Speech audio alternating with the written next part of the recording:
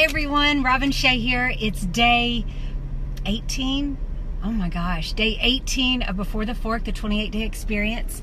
And I am just leaving the gym. So yeah, that's what I got the chance to work out with my son today at BAC, which is our health club here, and had such a great time. It was really good. So anyway, I wanted to pop on this morning and tell you 2 tricks that are deeply steeped in neuroscience, and you just have to realize, and once you realize and make this connection, change becomes a lot more formulated, okay? Because we are nothing more than a chemical factory that reacts to our emotions. Hi Deborah, glad to have you. So these 2 kind of neuroscience tricks really help me stay on top of certain obstacles. So here's the first trick. The first trick is just the 5-second rule, okay? Now, our brains are designed, and of course I'm talking about our hind brain, not our forebrain. Our forebrain is the last part of our evolutionary process. It's the part that separates us from just the basic animal. We have a much more evolved forebrain. So when I'm referring to automatic behaviors, I'm referring to the hind brain and everything that is programmed in our subconscious, and even deeper than that. So the 5-second rule basically means when your forebrain has a thought, when you want to do something, when you want to wake up early, when you want to head to the gym, when you are really efforting to make yourself do something. Hi Bernadette, glad to have you. You have about 5 seconds between deciding what it is that you want to do and executing it before your mind, your hind brain, starts thinking of reasons for you not to do it. Now, it does that for a number of reasons. The most important reason is that it's trying to protect you. Remember when I talked earlier about the body seeking homeostasis? Homeostasis is very, very important, and that's just when the body goes into a normal cyclical rhythm, and it really hunts for that rhythm. So if you're doing something to disrupt that or to disturb the natural rhythm, and you're knocking the body out of homeostasis, it's going to do everything it can to go back to a rhythmic motion, or rhythmic, just the energy being very rhythmic.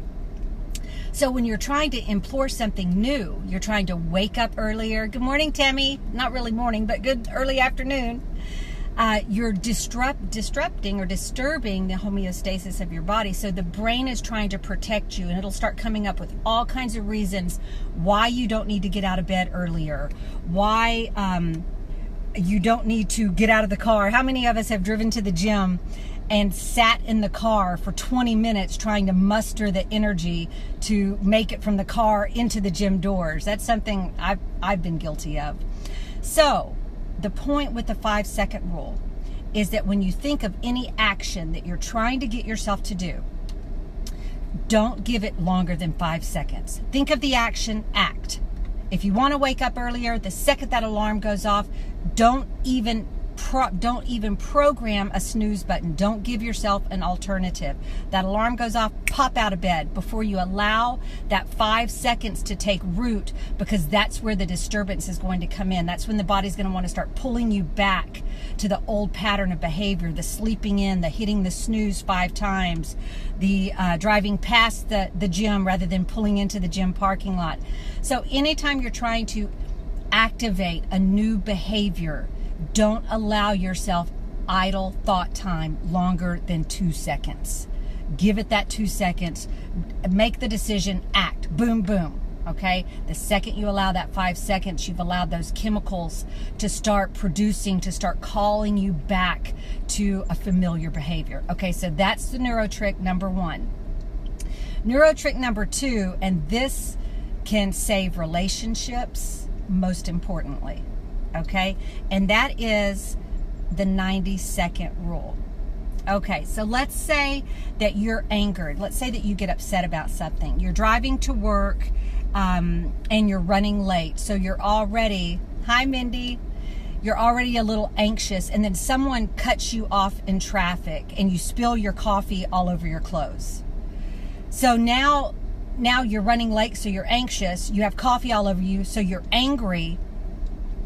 And if you allow those emotions of anger and frustration to stay present in your mind longer than 90 seconds, then you've created a chemical loop. How many of you have had something happen early in your day? It set your day off in a bad tone, and you carried it through lunch, you carried it through conversations in the office, you carried it through stopping at the grocery store on your way home, all the way home to walking in the door with your family, and they end up getting the worst of what happened to you in your day before you even left the house. Okay, it's called a refractory period. And I lost, can y'all see me okay? It looks like my screen went really dark.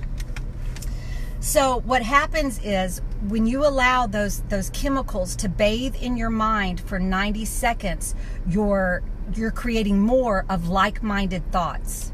Okay? Like-minded thoughts create chemicals that create more like-minded thoughts that create chemicals that create more like-minded thoughts. Okay?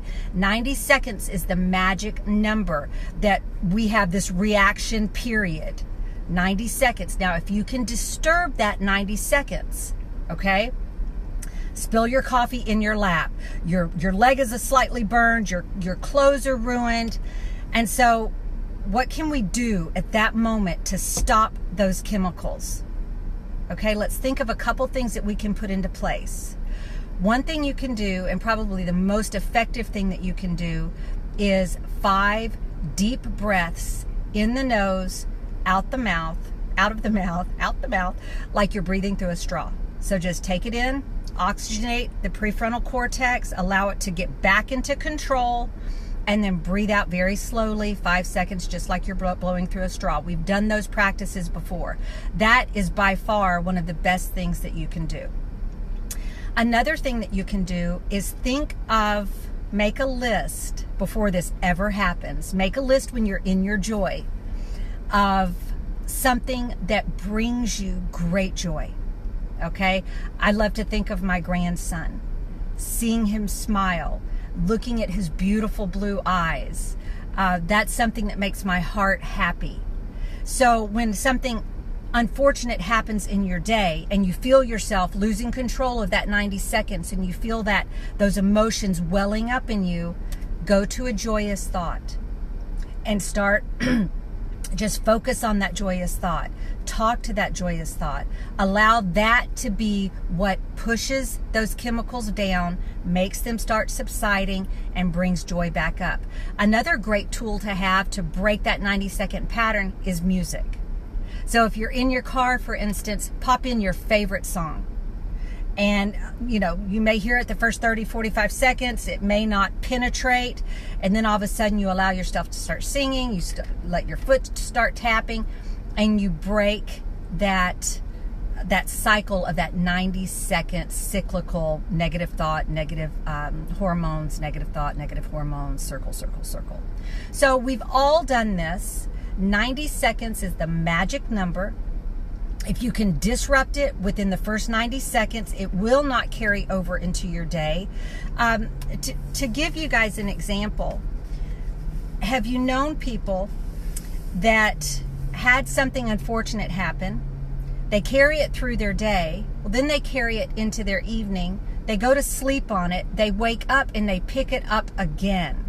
And they carry it through the next day with them. Wake up, carry it through the next day. And within a matter of time, they have such a deeply seated, cyclical, negative energy, negative hormone, thought, repetitive pattern, they don't even know what they're mad at. They've forgotten the incident because now they've become addicted to those thought patterns, those negative thought patterns. So you have complete and utter control over this. Deep breathing, number 1.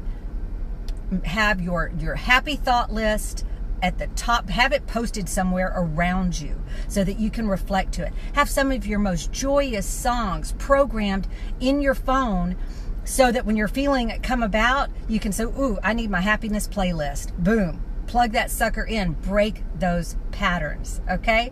So today's message is 5 seconds. Don't allow your mind to talk you out of what you know you want to do. So act within the first 5 seconds of a thought when you know that that thought is or that action is going to move you closer towards your goals. And then when you get irritated, when you get frustrated, when you get mad, in order to take your power back, act within 90 seconds. Do not ruminate in those thoughts longer than 90 seconds. Okay? That 90 seconds is the magic number. Break it before that minute-and-a-half mark, and you will change patterns in your life and become a much, much happier person. So I love you all. I had such a blessed morning lifting with my boy in the gym. We haven't done that in a very long time.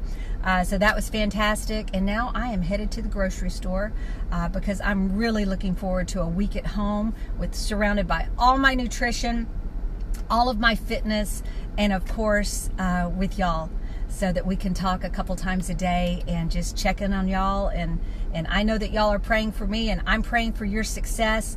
And I'm ready to start hearing about all of the wonderful things that you're doing to conquer the new nutrition program that you have chosen for yourself.